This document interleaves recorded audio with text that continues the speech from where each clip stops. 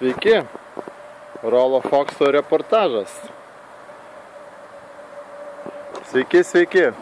Susitinkame ant ledo, o šiandien susitiksime gražiame rudenėlyje ir pašnekėsime, aš jums papasakosiu, antrinį Rūnos palapinės panaudojimą.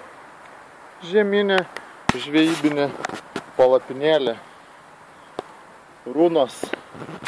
Tai štai, kaip ją galima panaudoti greitai, šiltai pirteliai. Laida apie Rūnos žieminę palapinėlę žvejybinę ir apie vantos lapą. Štai buvo sukrautas toks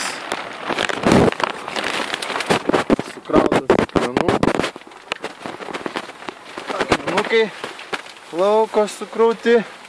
Štai čia buvo pakura, iš čia gerai prikaitinam akmenis ant skardelės, ant žemės skardelė, kad keistų ne žemę, o akmenis.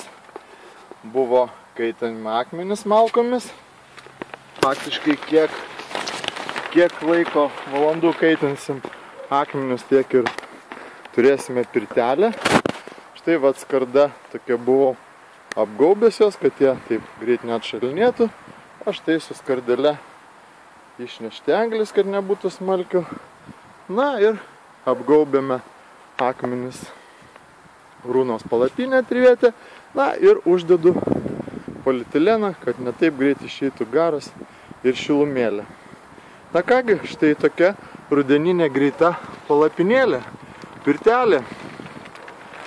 Kaip galima panaudoti, antrinis panaudojimas. O, kokia gera pirtelė. Na kągi,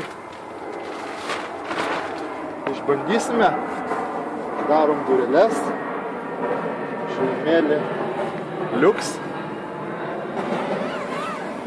belieka, aišku,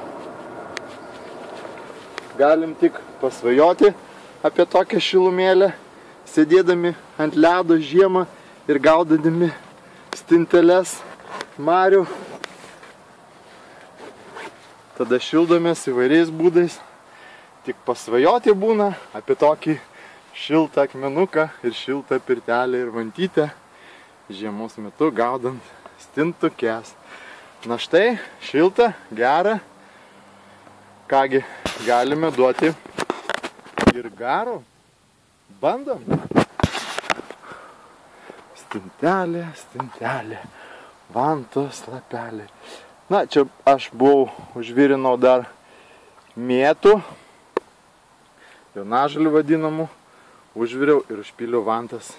Bus kvapnu.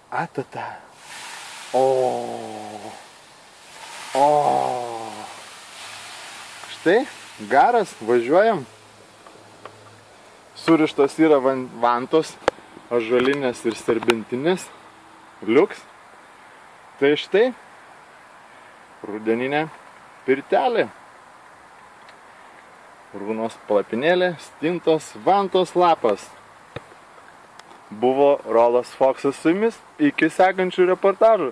Susitiksime ant ledo.